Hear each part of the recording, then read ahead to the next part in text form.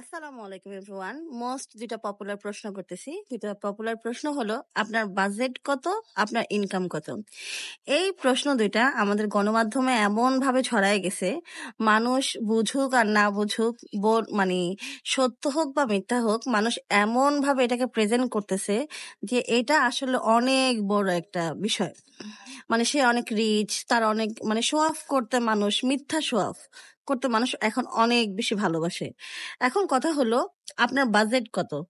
আমাদের গণমাধ্যম কর্মী যারা আছেন তাদেরকে সম্মান রেখেই বলতেছি, গণমাধ্যম কর্মীরা বিষয়টা এমন ভাবে প্রেজেন্ট করতেছে যে আপনার বাজেট কত, আমার বাজেট অত লাখ টাকা, আমার বাজেট তত লাখ টাকা, আমাকে অমুক এটা দিচ্ছে, আমাকে তমুক এটা দিচ্ছে, লাখ লাখ টাকা শপিং করতে আসছি, 50-60 হাজার টাকার জুতা কিনতেছি।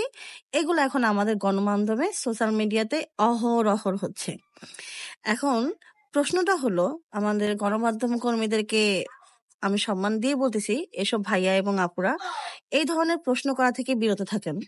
আপনাদের প্রশ্নটা হওয়া এমন উচিত ছিল যে আপনার ঈদ এবার কোথায় কাটাচ্ছেন, কেমন কাটাচ্ছেন, কি ধরনের কাপড় চোপড় কিনতেছেন, কাকে কাকে গিফট দিতেছেন, এই ধরনের প্রশ্নগুলো করেন। কেননা এই ধরনের প্রশ্নগুলো করলে এর ভিতরে নতুনত্ব আসে, নতুনত্ব, মানুষ নতুনত্ব প্রকাশ পায়। কিন্তু আপনারা প্রশ্নটা এভাবে করেন আপনার বাজেট কত। এখন ধরেন আমার বাজেট হলো 2,000 টাকা, আমার বাজেট, কিন্তু আমার পাশের জন বলতেছে আমার 2 লাখ টাকা বাজেট শুধুমাত্র জুতা কেনার জন্য। তো এতে হয় কি জানেন, এতে মানুষ, ম্যাক্সিমাম মানুষ হীনমন্যতায় ভোগে, মানুষের ভিতরে হীনমন্যতা কাজ করে, মানুষ মনে মনে কষ্ট পায় যে এ এত লাখ টাকা দিয়ে এটা করতেছে, আমি কিছু করতে পারতেছি না, আমি এটা হচ্ছে না, সে এত উপরে আছে সমাজে, আমি এত নিচে আছি। আসলে এই ধরনের বিষয়গুলা কখনো করাই উচিত না। আপনারা কি এই ধরনের নিউজগুলা পান না যে বাবা মা কাছে বাচ্চারা আইফোন চাইছে, আইফোন দেয় নাই বিধায় ছেলে সুইসাইড করতে গেছে, সুইসাইড করছে, মারা গেছে, এভরিথিং এভরিথিং প্রশ্ন এরকম অনেক হয়, অহরহ হয় যে হাজবেন্ডের কাছে আইফোন চাইছে, আইফোন দিতে পারে না, সেজন্য ওয়াইফ ডিভোর্স নিয়ে নিছে। তো এই প্রশ্নগুলা, এই কর্মকাণ্ডগুলা বেশি দূরে কোথাও হয় না, আমাদের দেশেই হয়, আমাদের আশেপাশের মানুষগুলাই হয়।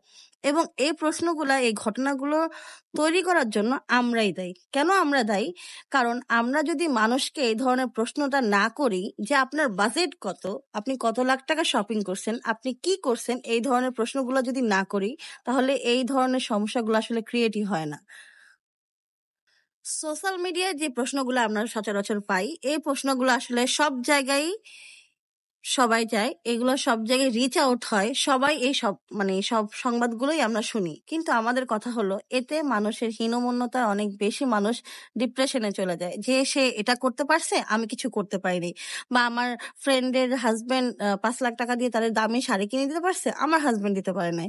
তো এটাই হয় কি, একটা মানে পারিবারিক সম্পর্কটা নষ্ট হয়ে যায়, বন্ধুত্ব এবং সামাজিকতা জিনিসটা নষ্ট হয়ে যায়, মানে ছোট হওয়া, নিজেকে একদম ছোট প্রেজেন্ট করা। অবশ্য বৈষম্যতা অবশ্য আছে, আল্লাহ তাআলা নির্দিষ্ট করে রাখছে কে গরিব হবে, কে ধনী হবে, কে অনেক টাকার পৃথিবীতে সুখ করে যাবে, কে আখেরাতে সুখ করে যাবে। এটা অবশ্য তো আল্লাহ তাআলা আমাদের কে পৃথিবীতে পাঠানোর আগেই এটা নির্ধারণ করে রাখছে। এখন কথা হলো, এই ধরনের বৈষম্য আসলে ঈদের মতো বিষয়ে এমন হওয়াটা উচিত না। এই ধরনের বৈষম্যতা আমাদের ভিতরে আনাই উচিত না, কারণ এই ধরনের বৈষম্যতার কারণে আমাদের সমাজটা নষ্ট হচ্ছে, পারিবারিক সম্পর্কগুলো নষ্ট হচ্ছে। যেমন আমার ছোটবেলা থেকে আমি মানুষকে দিতে খুব ভালোবাসি, যখন ইনকাম করতাম না তখনও দিতাম, আর এখন ইনকাম করতে পারতেছি আলহামদুলিল্লাহ, এখনো অনেক দেওয়ার চিন্তা ভাবনা থাকে এবং দেই। আমি আমার রক্তের আত্মীয় স্বজন গুলা, যাদের সাথে আমার ব্লাড কানেকশন আছে, দূরের হোক, আমার রক্তের সম্পর্ক আছে, আমি তাদেরকে দেওয়ার যথাসাধ্য চেষ্টা করি এবং আমি যতটুকু পারি আমি দিই। এবং এই যে দেওয়ার একটা মনোভাব, এখন আপনি যদি আমার সাথে একজন গৃহকর্মী বা একজন হাউসওয়াইফ, একজন বেকার মহিলার সাথে তুলনা করেন যে আসলে ও তো ওটা দিচ্ছে, আপনি কেন দিচ্ছেন না, তাহলে কি বিষয়টা তালগোল পাকায় গেল না? এই ধরনের বৈষম্যতা আনা উচিত না। আমার এবিলিটি আছে, আমি দিতে পারতেছি, এমন না যে কেউ আমাকে কিছু দিলে সেটা আমার খুব মনে কষ্ট লাগবে, আমি খুব মন খারাপ করব। আমি দিতে ভালোবাসি বিধায় আমি নিতে মনে কষ্ট পাবো, কেউ আমার কিছু দিলে আমি মনে কষ্ট পাবো, বিষয়টা এমন না। বিষয়টা এমন, আমি যেমন দিতেও ভালোবাসি, তেমন আমাকে কেউ কিছু দিলে সেটাও আমি খুব ভালোবাসি, সেটা আমি খুব ভালোভাবে এটা গ্রহণ করি। কারণ কখনো না কখনো আমরাও তো মানুষের কাছে ছোট বাচ্চা হইতে চাই। আপনি দেখবেন প্রত্যেকটা মানুষের ভিতরে একটা শিশু লালন পালন করে, প্রত্যেকটা মানুষের ভিতরে একটা বাচ্চামি মানে বাচ্চামি থাকে। আপনিও চাইবেন যে কখনো সময় আমার যদি কেউ একটু আদর করতো, আমার যদি কেউ একটু ভালোবাসতো, আমাকে যদি কেউ একটু কিছু গিফট করতো। আচ্ছা, তো আমার আমার ব্যাংক অ্যাকাউন্টে আলহামদুলিল্লাহ আমার টাকা আছে, তারপরও মানুষের কাছ থেকে যে ভালোবাসাটা, মানুষের কাছ থেকে যে এক্সেপ্টেশনটা, মানুষের কাছে যে একটা ভালো ব্যবহারটা, এটা আসলে এটা সবাই চায়। এটা সবাই চায় এবং সবাই এটা চায় যে আমার সাথে এটা হোক। তাই আমরা কোনো বিষয়ে, এই বিষয়ে কোনো ধরনের নিয়ে কোনো বৈষম্যতা আনবো না যে অমুক দিতে পারতেছে, অমুক দিতে পারতেছে না, আমার এত লাখ টাকা বাজেট, আমার ওইটা হবে, আমার সেটা হবে, এর ওইটা ছিল, এটা ছিল, কোনো বৈষম্যতা প্রয়োজন নাই। আপনারা গণমাধ্যম কর্মী ভাইয়ারা, আপনারা এমন ভাবে প্রশ্ন করেন মানুষকে যে এবার ঈদে আপনি কি ধরনের কাপড় চোপড় কিনতেছেন, এবার ঈদে আপনার কি রং পছন্দ, বা আপনার ভ্যারাইটি কি, বা এবার ঈদে কাদের সাথে থাকতেছেন, প্রতি ঈদকে আপনারা মা বাবার সাথেই কাটান না আত্মীয় স্বজন, অন্যান্য দূরের আত্মীয় স্বজনদেরকে নিয়ে একসাথে কাটান। এই প্রশ্নগুলা করেন। এই প্রশ্নগুলো হলো কি, মানুষের মনের ভিতরে যে মেন্টালি একটা মানে মানসিকতা, এটা অনেক বেশি উন্নত হবে। মানুষকে দূরের আত্মীয় স্বজন গুলাকে কাছে আনতে চেষ্টা করবে, দূরের সম্পর্কগুলোকে আস্তে আস্তে সমাধানে চলে আসবে। ভাই, আমরা পৃথিবীতে খুব অল্প সময়ের জন্য আসছি, এটা আমাদের জন্য একটা পরীক্ষার কেন্দ্র। কিন্তু তার মানে এটা না যে আমরা মানুষকে ছোট করে খুব বেশি একটা ভালোবাসবো বা খুব বেশি একটা উপরে উঠতে পারি। হ্যাঁ, এখন একটা ভাইরাল হওয়ার একটা নেশা মানুষের ভিতরে কাজ করে, যে কোনো কিছু একটা হইলে ওইটাই দিকে মানুষ মুখ করে, ওইটাই মানুষ মানে বেশি প্রায়োরিটি দেয়, ওইটার উপরে মানুষ বেশি ঝোঁকে। কিন্তু এমন কোনো কিছু করা উচিত না, বা এমন কোনো প্রশ্ন করা উচিত না, এমন কোনো উত্তর দেওয়া উচিত না, আমি মনে করি যে যে প্রশ্নটাতে মানুষের মনও ক্ষুণ্ণ হয়, মানুষ নিজেকে নিয়ে নিজে একটু একটু হলো ছোট মনে করে, এই ধরনের প্রশ্ন করা আসলে কোনোভাবেই উচিত না।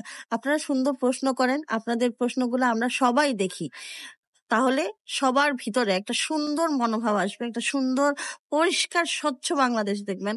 এবং পৃথিবীর যেখানেই থাকেন না কেন, যে প্রান্তেই থাকেন না কেন, মানে মানুষের সাথে মানুষের সম্পর্কগুলো অনেক বেশি সুন্দর হবে।